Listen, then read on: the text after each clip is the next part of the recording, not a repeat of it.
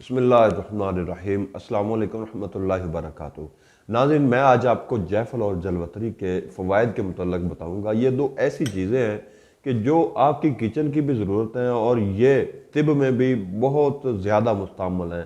तिब में भी इसको इस्तेमाल किया जाता है और किचन में भी इस्तेमाल होती है। जायफल और जलवतरी दोनों चीज़ों को ना हम हिकमत की ज़बान में बोलते हैं मुहर्रक। मुहर्रक अशिया है। मुहर्रक का मतलब होता है हरकत देने वाली, यानी कि खून को ये गर्म करने वाली चीज़ें होती हैं। खून को गर्म करती हैं और गर्म करके आपका जो एसाबी निज़ाम है, जो सुस्त हो चुका होता है, उसको ये हरकत देती है और फ़ायदा देती है, उसको कुव्वत बख्शती है। अगर आपके जिस्म में सर्दी महसूस हो रही है, आपको सर्दी लग रही है, या आप एसाबी यानी कि सर्दी वाली बीमारियों का शिकार हैं, तो इसका इस्तेमाल आपको फ़ायदा देता है।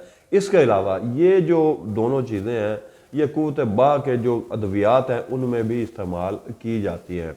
इनका फ़ायदा जो है क़ुव्वत बा के अशिया में बहुत ज़्यादा, यानी कि ये चीज़ों क़ुव्वत बा की चीज़ों के फ़ायदे को बढ़ाने के लिए इस्तेमाल की जाती है।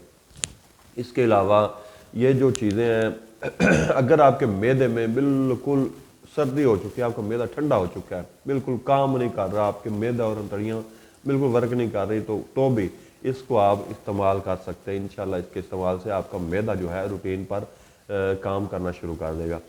अगर इसको आप इस्तेमाल करना चाहते हैं, आप चाहते हैं कि इन दोनों चीज़ों को ही आपने इस्तेमाल करना है, आपने साबिक कुव्वत के लिए इस्तेमाल करना है, या आपको आपके जिस्म में सर्दी सी है, आपके जिस्म में जो है बलगम की ज़्यादती हो चुकी है, आप इस सूरत में इस्तेमाल करना चाहते हैं, तो आपने ना एक अदद जायफल जो है छोटे छोटे वाला जो जायफल है, और इतना सा टुकड़ा जो है जलवतरी का, ये आपने ले लेना है।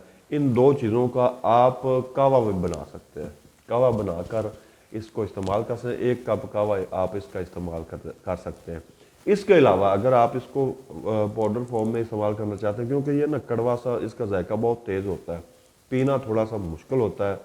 अगर आप इन दोनों चीज़ों को बारीक पीस लेंगे, पाउडर कर लेंगे, तो इसका 1 नंबर जो कैप्सूल है उसको आप फिल करके, थोड़ा सा फिल करना है, बिल्कुल भरना नहीं है, फिल करके आप इसको दूध के साथ इस्तेमाल करें।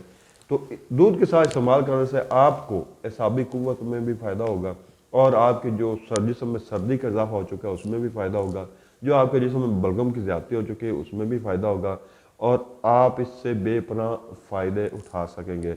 इसको इस्तेमाल कीजिएगा। उम्मीद है आप मुझे दुआएं देंगे। हकीम मोहम्मद अहमद को इजाज़त दीजिएगा। अल्लाह हाफिज़।